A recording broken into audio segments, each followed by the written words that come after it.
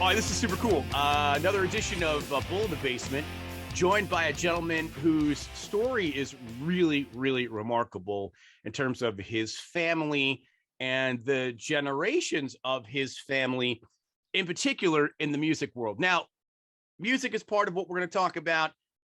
Production in terms of TV and potentially movie at some point, I think it would be fitting, and we'll explain why coming up in a little bit. And also autism. All three of these things are kind of going to be enveloped in our discussion with Max Muscato, who joins us on Bull in the Basement for this episode. Max, how are you, man?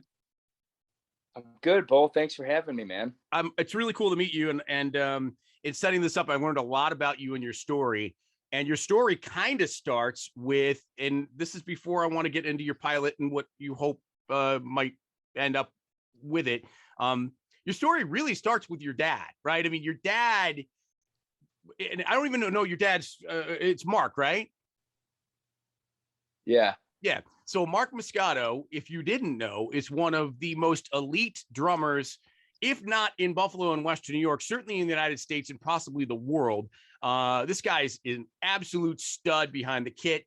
And basically, Max got you and your brother Sonny involved in music at a very young age, right? Yeah. I started playing drums first when I was like 2. We had this little baby kit, and he put me on there right away. And how soon before you became really good? Um, he likes to say, like, right off the bat, I was a prodigy, and I'm like, nah. I'd say like maybe like 10 years old, I started to get like really decent at it. But yeah. So you have a band of your own. Now you've in the past played as part of a band called Outer Harbor, but now you're going out as Max Muscato, and then you play just kind of random shows here and there, right? For people that don't know your band and the kind of music that you guys play, talk a little bit about if you can describe what it sounds like. Let people know, and certainly I know you are involved in the local music community in terms of some festivals you put together that we're going to be talking about. But let people know what they could potentially be seeing and about your show you got going on this weekend, which is actually really exciting. Yeah, sure, man. So the music, I've been in bands for a long time, and I tried doing the whole band thing, but band members would come and go. So the first real band that I formed was called Outer Harbor in honor of Buffalo, the Outer Harbor. And then when the band dismantled, I got so sick of restarting and rebranding that my dad, who is my drummer, he's been the only drummer I've ever had. He just said, you know what? I'm sick of restarting. Let's just go with Max Muscato. So I said, cool. And when we started that, we got the concept of just forming like our own like super group of these talented musicians that we would call when we would play. So we do have a huge band of like 8 people, but sometimes it'll be a trio, a quartet, 5 piece. And when it comes to the music, it's like a blend. It's like if you combine John Mayer and the Red Hot Chili Peppers. That's Wow. what it's when we play. Yeah, right. Two awesome bands. Those are two of my favorites. And when we get the big group together, I have a cellist, I have a violinist, and we throw in a little Trans-Siberian orchestra within there and really give them like this big orchestral rock type vibe. So is your stuff all original? Do you, when you're playing live, do you play a couple of covers, some covers?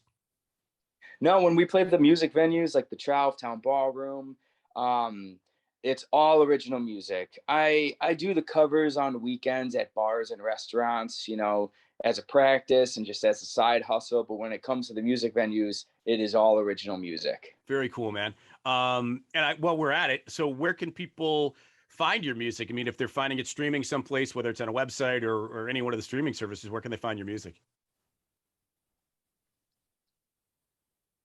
Yeah, we're on everything: Spotify, iTunes. Hoping to get on Pandora very soon, but I got some new music coming out finally. The last album I had was in 2017, and I took a little hiatus for a nonprofit.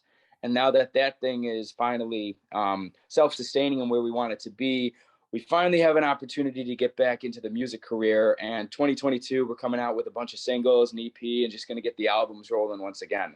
So I'm really excited to finally get back in music. So this is like only a part of what we're talking about today. Obviously, you have a deep love for your music, and I want to go back to your dad, and we're definitely going to obviously talk about your brother Sonny as well. But let's talk about your dad.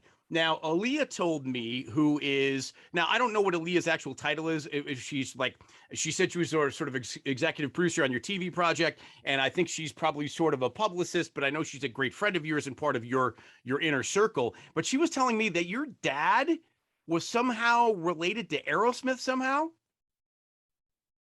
So yeah, Aaliyah, she was like the first groupie I ever had. No, I'm just kidding. She wasn't. She was the first manager ever. She plucked me at Mr. Goodbar when we were really big there in like 2012, 2013. And then from there, she's just been my go-to for everything. So she manages me right now. She also runs the nonprofit Rock Autism, and she's also one of the executive producers for the TV show. But coming back to, so she's a rock star overall. Like she's amazing. But coming back to my dad, yeah, back in the day, he did a lot of stuff, and he toured with Aerosmith as like the backup drum tech for a little bit. But he's been in music since he was same age, you know, like 8 years old. He picked up the drums, and then when he was 18, he was playing with the Buffalo Philharmonic Orchestra in the percussion section. And then for probably like 10 years, he traveled around the country and went to Europe, toured, and then he went to Baltimore, and he, you know, he had kids, so he couldn't do that lifestyle. And growing up as we didn't have our mother in the picture, so he was a single father, and he had to make the decision. He's like, yeah, I can't tour with these kids, but he ended up being one of the huge society bands in Baltimore. So, you know, like those big cover bands of every city, like he was that guy. And he used to show me pictures of him at the president's tent at the Preakness, the Wow. big horse. He's like, yeah, we used to just make like caviar sandwiches that were like $10,000 just because we could. And so he had a lot of fun back in the day. And then, you know, he had kids, so he took hiatus with music. And then when I started to really gravitate towards it, I picked up guitar probably around 12 years old. And the first song he ever taught me was Smoke on the Water, as is like every single guitarist's first song back in the day. So then I gradually grasped more and more to guitar, and I said I wanted to form a band.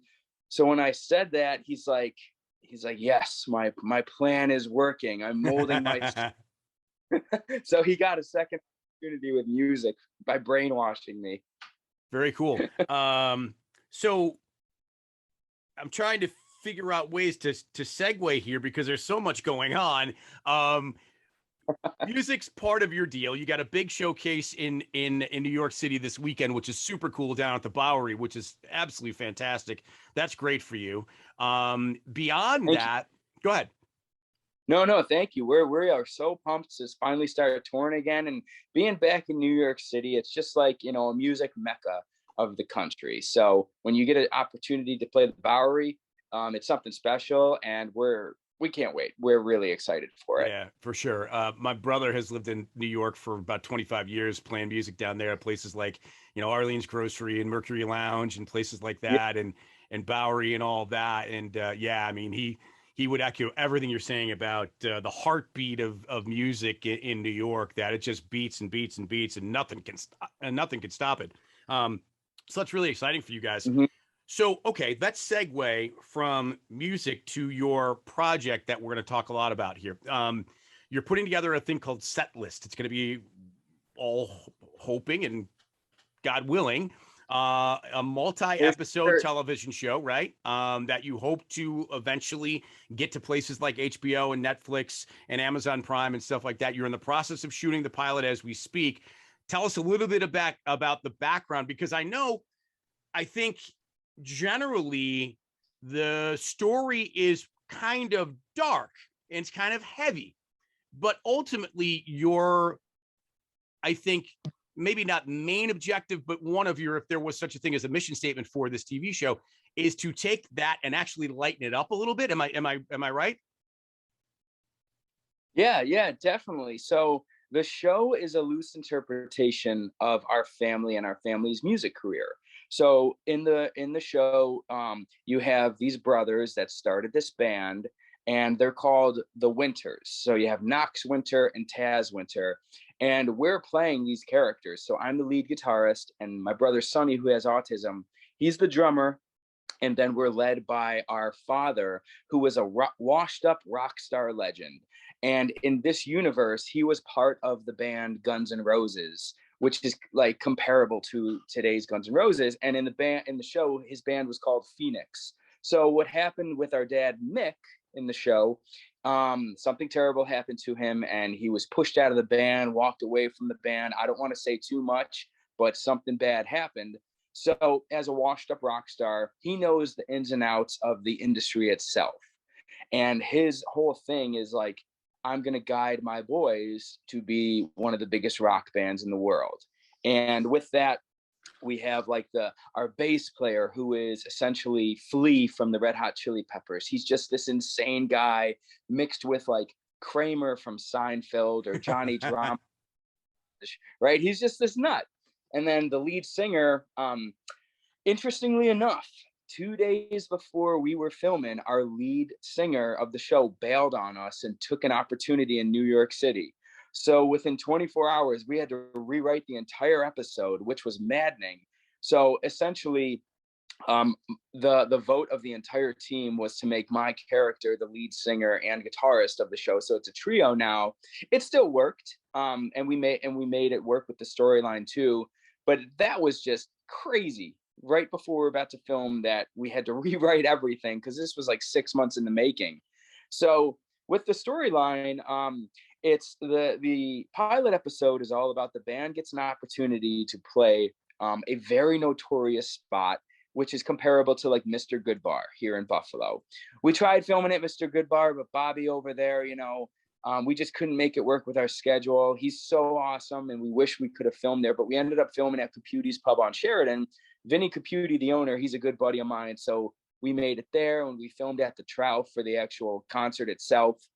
So in the first episode, we perform, and there's a young woman in the audience who's recording us, and that is a representation of Aaliyah, actually. Her name is Zoe Gibson in the show, and we find out at the end of the episode that her father is somebody very influential in the music industry, right?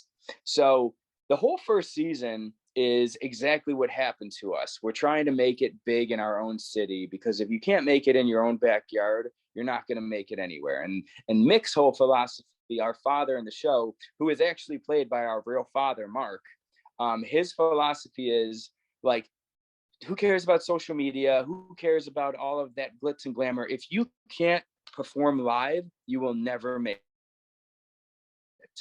So we have to be real musicians that put on a show first and foremost, because we're performers.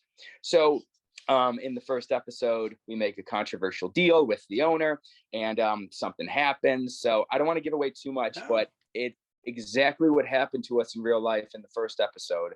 It just blended all together into one from these different incidences. So, Max, I learned again in prepping for this and doing my research and in talking to Aaliyah, that you, because I knew about your music background, and then my question for her, which will be for you, is, okay, you're a musician, but where's all this TV film production stuff coming from? So obviously you're running this whole Setlist TV project. Where does your film and television experience come from? So when I was touring, when I would have breaks, my cousin Holly, she's in the film industry here in Buffalo, and she ends up working on all these monster projects, right? All the big stuff she ends up working on there. And she's worked her way up to become a producer in wardrobe or other elements of it. And she would just call me and be like, hey, when are you going on tour again? I'm like, I got like 2-3 months break. Do you want to work a film? I said, yeah, I'd love to. So I started off as a PA on a Netflix movie, which was filmed at the Albright Knox State Farm, probably in like 2015. And it was so cool. I love film. I'm such a fan of it, right? Like, music is my job and my career. I love it. But when it comes to film, it's more just like, I love all of this. I've always wanted to do this. So every year that passed, I ended up working on a movie or two each year. So I worked on The Purge, Ninja Turtles, and a couple other like indies, Lifetime movies. I ended up being in a bunch of them too because they just needed extras, and so that's all. That was fun. But in the back of my head, I always thought like I could totally direct. I always wanted to direct and write. I never really wanted to act. So over the course of the last couple years, with the music and the rock autism starting and my brother's story, I actually wrote Sonny Boy, which is the true story of what happened to my brother. And I wanted to be the writer and director for that, not act in it. Well, actually, yeah, I was going to act a little bit, but anyhow, before COVID happened, we were rolling. We had investors, we had I was starting to cast people, and then oh, that's right. We got into South by Southwest that year, and we were headed down to Austin to talk about this and perform. And then COVID happened, right? We were in South by Southwest in Austin Wow. Yeah. right when it happened. So we flew back, and then I was really deflated. But my dad and I started talking about TV series and how like a series is really the thing today, and all of these streaming services are just dying for content. You put a season out, and people binge that in less than a day. Yep. So just by like strategic planning and thinking, we decided to turn Sonny Boy the movie into the series Set List, which is more of a loose interpretation of what happened to us. So I think it was like the end of 2019. It was a year ago today, probably, right? Is when I called Leah and I said, "Hey, I got the idea. Let's start to put the team together." So we called the Rock Autism Board. We called all of our close friends with our music career, and which is, by the way, like that's how we are. It's like everybody that's involved in our music career and Rock Autism, that's who we involve with. So we we got the casting done. Villa Maria is one of our big partners with everything we do. So we held the auditions there, and one by one we casted people. Then we started to solicit sponsors. So in the show, Wegman sponsored us, Labatt Blue, a Buffalo Bill has sponsored us, and a bunch of all these other companies here in Buffalo, which is where we ended up filming in the pilot episode, which you guys will see.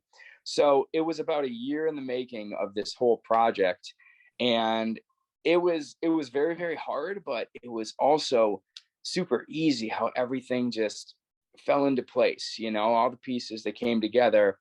And yesterday, officially, we wrapped on the first episode. So Congratulations.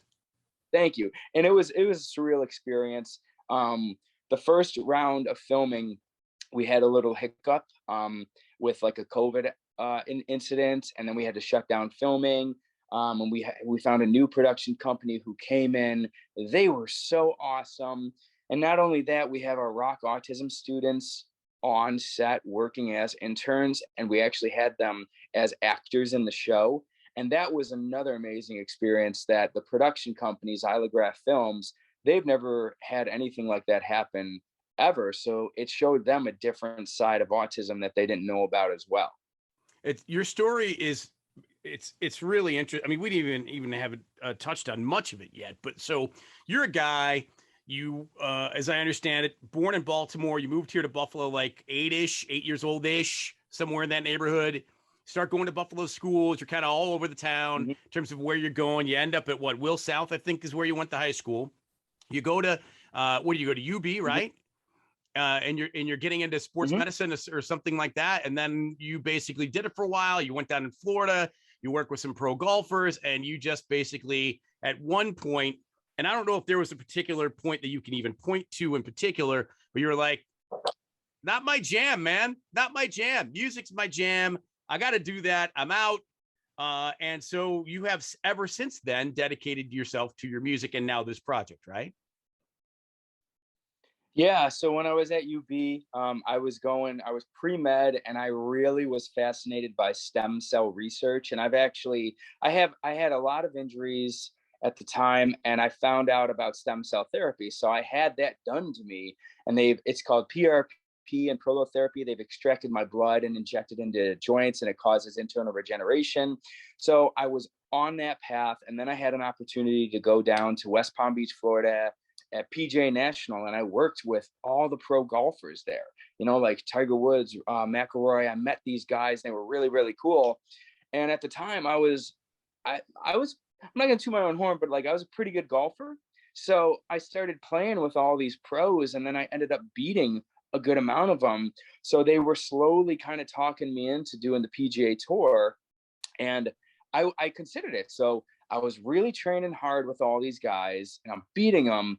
But then I think what happened was I tried way too hard to catch up in too short of time, Yeah. and my spine couldn't handle it. So my rib head started to dislocate just by, like, because these guys are training 5, 6 hours a day plus on the course, and then they work out, and then they go back and they putt for like 2, 3 hours.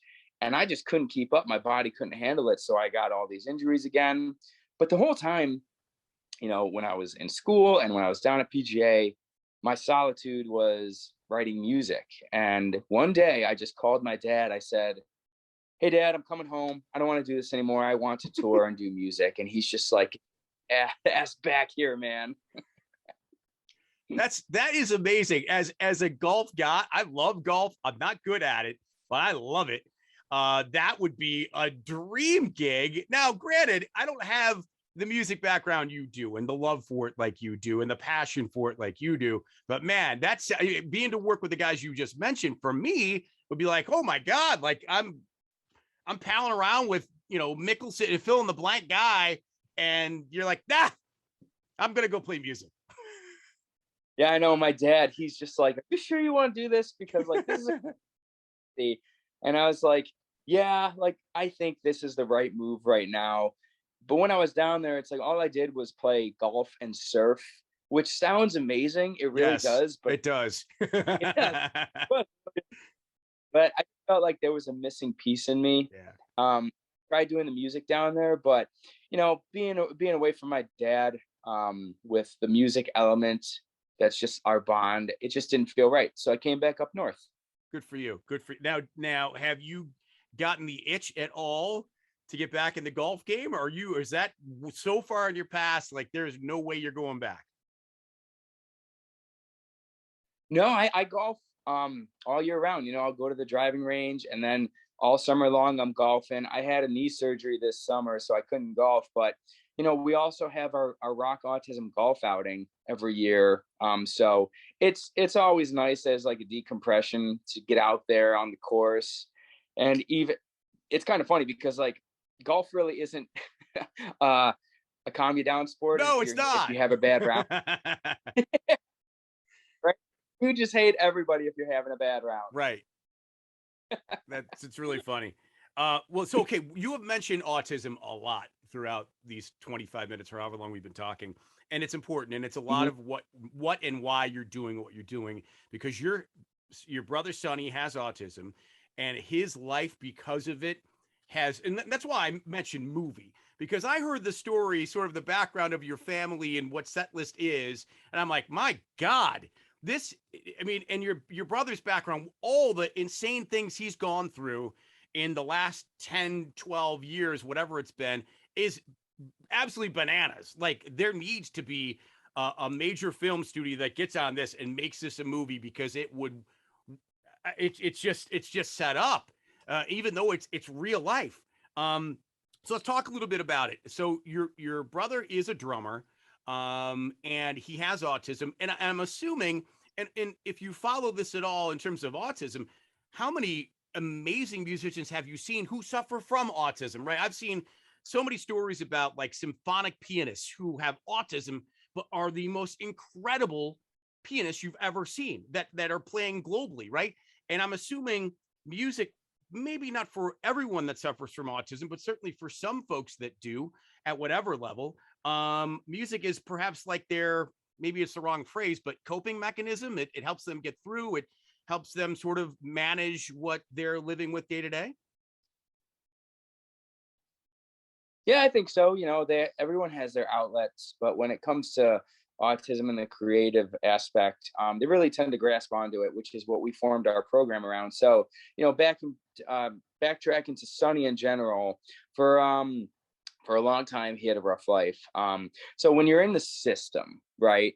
Um, when you get to 18 years old, a lot of these organizations drop off and you don't get the help that you need. And at the time when my brother was growing up, autism isn't as prevalent as it is now, and it's definitely not as well known. So the system wasn't on par with what it is. So my brother was neglected. And my father, being a single father, he didn't really have a choice. We had to put Sonny in placement because he was more of a danger to himself when he was alone. So what I mean by placement, it was a facility where he lived during the week and he would come home on the weekends. And this is where the story gets dark. We found out that Sonny was being abused mentally and physically in all of these places. Every single location we went, it happened, because it wasn't qualified people. It was just people that were working minimum wage. They don't know how to handle autism. Sometimes it's just seen as a brat, somebody that just is freaking out constantly because you just don't understand how their brain works. Right. So Sonny would come home, bites, bruises, black eyes. And one by one, we have a lot of connections in the Justice Department here in Buffalo. So my dad and whoever it was, they took care of a lot of people. A lot of people were thrown in jail, but the story kept on getting swept under the rug with my brother. So around 18 years, which is why he developed this fight or flight mechanism. My brother is literally the sweetest guy in the world. He is very, very protective of people in general, especially females. He is always super protective of them. So when he got to 18, a lot of these organizations dropped off and we didn't have placement for him. So he had to live with my dad for a bit. And then my dad asked me to move home, which is partially the reason I came back to Buffalo from Florida. But Sonny is very impressionable. He's very high functioning. So here in South Buffalo, he became friends with the wrong kind of people, serious criminals. He was friends with some of the top drug dealers here, wasn't telling us any of this stuff. Unfortunately, he ended up getting addicted to crack. He was selling drugs for all of these drug dealers. And then he got framed for a big robbery and he was thrown in jail. And part of the whole thing was for him in jail was a haven to get sober, but he would come back out and he couldn't process what was going on because he's a very in the moment person. When he was in jail, he was terrified. But when he was in jail, it was weird because when I visited him, he was like a mob boss in there. Every single person loved my brother. All like this huge prisoner one time, like where we're at the visiting room, right? And the tables are all bolted together.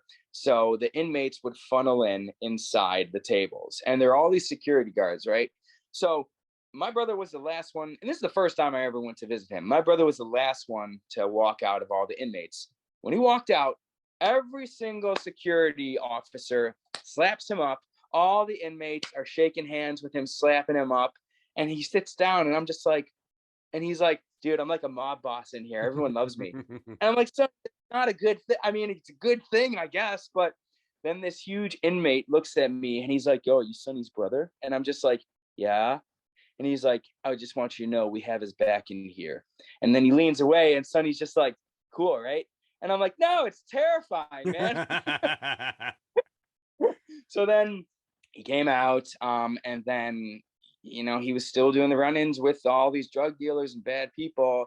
And then the moment of like clarity for all of us was when he got shot by a drunk corrections officer over a misunderstanding and almost died one night. And that was the moment of clarity for all of us when we were like, all right, if we don't do something, he's really going to die. He really is going to die. And to this day, the bullet is still in his hip. They haven't removed it. And sometimes he's not aware, he makes jokes about it. I'm like, son, you could have died, like it was literally less than a millimeter away from his femoral artery. And even if that artery's nicked, he would have bled out most likely. And sometimes it's just lost on him, So now that he's older, he's 33, it seems like he's starting to understand life a little better now and remembers what it felt like being incarcerated and when he was shot, because we've had some really good conversations within the last year or two, especially with the movie and the TV show, when he's all about it. He's like, yeah, I want my story to be told so it doesn't happen to other people, because what happened to my brother, it's a very common tale and it's swept under the rug all the time. It's something that people don't like to talk about. But when they find out about it, they're like, what? like, how did that happen? And it happened because of a lot of reasons. There wasn't just one reason, you know? So it's hard to explain on people. But when they really dive into Sonny's story, they're like, I get it. I understand and how hard it must have been for you guys. So that's why we started the nonprofit organization. And that's where the film and the TV show came from.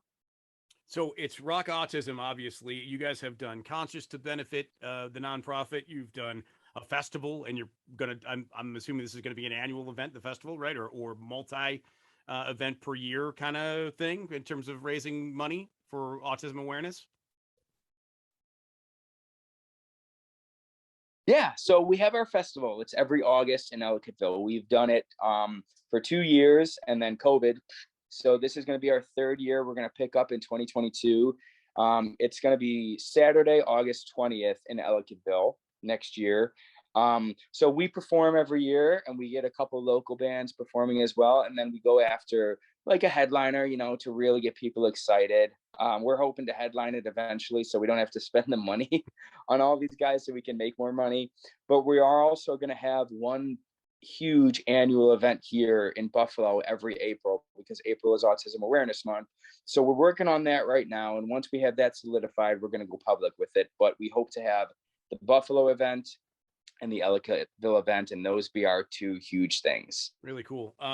So where can people, in terms of Rock Autism, where can they find out information about your shows and sort of your not for profit and what you guys do in terms of autism awareness? Yeah, sure. It's we have our website, rockautism.org, all of our social media on Facebook, it's Rock Autism Music Festival, on Instagram, it's Rock Autism. But whenever I play out personally, Rock Autism's there. We're always selling shirts. We're always trying to do some kind of fundraiser to benefit, especially when I go on tour. Wherever I go, Rock Autism comes with me. We're always raising funds and awareness. And I think that's like kind of like the geniusness behind our brand and our platform, that everything streamlines each other into this funnel of just raising awareness and raising goals. Or yeah, I don't know what I just said, but it sounded wrong. That makes sense. That makes sense. Max Muscato, it's set list, and the shooting's done on the pilot. You hope eventually to have 8-ish episodes. They're going to eventually pitch to the people like HBO and Netflix and Amazon Prime and people like that. So let's be straight. The TV show isn't Sonny's story. It's more of a family story. Is that right? Yeah, it's more of a family story, but we do have little Easter eggs in there about what happened to Taz in the past. That is what happened to Sonny. Because with this TV show, we're very big on not pandering. This is a show don't tell. We never talk about Sonny having autism. It's just the way it is. But we show what autism is like, and why Taz acts a specific way, because he had a bad upbringing, not obviously from our family, about the world and how they treated him. It's going to be pretty cool. And what's the sort of the timeline when people will eventually, hopefully, be able to see this? What are you aiming at? So we're really focused on the pilot episode right now, and that being the product. And when that's done, I think in the next month to a month and a half, we're going to have a debut party. It's going to be at the Trough, and we're going to have put on a concert with it, because Tom Barone at the Trough, he was so awesome with letting us come down, and that it takes place in the Trough. So we have the dates kind of set for February. But during that time, once the episode is done, we are going to be shopping it around to all the streaming services. Fingers crossed for HBO Max. I would love HBO Max the most, but whoever picks it up, hopefully they do. If they say no, we're still going to be actively finding funding in the community. So if people do want to get involved, reach out to us via Rock Autism, my social media, or the Setlist social media as well, because we have a product here that can go the distance. We totally believe in everything we're doing, and it's just a true story. You know, we realize that the truth sells, and we don't fake it. Yeah, and if you are a regular to Bull in the Basement, we had some folks on from the film festival that happened about a month or so ago, and that Buffalo's been a hotbed for film and television making, to the point where there's talk about the Niagara Street studio and then the South Buffalo studios and all of this and all these sound stages that ultimately we think, let's hope, in the next, let's say, 5 years, get built, and that this, cottage industry right now becomes more than just sort of grassrootsy here in Buffalo, where it now explodes, and now everybody in Hollywood and New York are saying, we got to go to Buffalo. What a great filmmaking community it is. And you're obviously part of it, which is super cool. And the even cooler thing is you learned your craft right here in Buffalo, right at home. So that's awesome, man. So listen, did I miss anything? What else do I know? December 4th, by the way, I know you guys are doing a show at Thin Man on Chandler Street, right? Yeah, we're gonna be doing something there in December. We got to get the exact date locked in. I think it's the 3rd, December 3rd, a Friday. Okay. So we're doing a big event there. We're opening for Victor Wainwright at the Trough on November 18th. And again, Rock Autism is always there. We're fundraising everything. But other than that, the goal is to just stay positive, keep grinding, and have this show picked up, keep focusing with our events, and especially our Rock Autism program at Villa Maria College. It's something that nobody in the country is doing. So we're a pioneer with our niche. For sure. Last question. Are you using your music to push the TV/movie, or are you using the movie/TV to push your music, or are you trying to use them together in conjunction to, because it sounds like the music is kind of like your thing, even though, yes, it is Rock Autism, and then they get the TV, and that's obviously trying to send some of that message as well. So are you using both of them in conjunction, or are you using one to push the other, or vice versa? Everything we do is streamlined together. So it's like we have like 3 to 4 awesome projects. One of them is going to take, and whatever hits first, they're just going to elevate everything else that we do. So we're very good with marketing. And our brand overall, they all benefit each other, so hopefully just all it takes is one thing to really go, and then there it is. There it is. I don't suspect you'll recruit me for any acting role, and I don't blame you. But if what, This whole interview, what's that? like Bull's Basement can be part of an episode where the band gets on this huge podcast and we go visit you. There it is. There it is. Yeah. It's more than a walk on. I love it. I love it.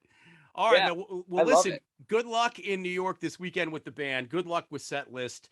And we're going to be following along and watching rockautism.org, where everything is up, and you can check on the music. You can check on Max's music, as he mentioned, on all the streaming platforms, the Spotify's, the iTunes, all of that. So check that out. And like you said, December 3rd, mark your calendar, Thin Man on Chandler Street. If you want to check these guys out too, should be a great show.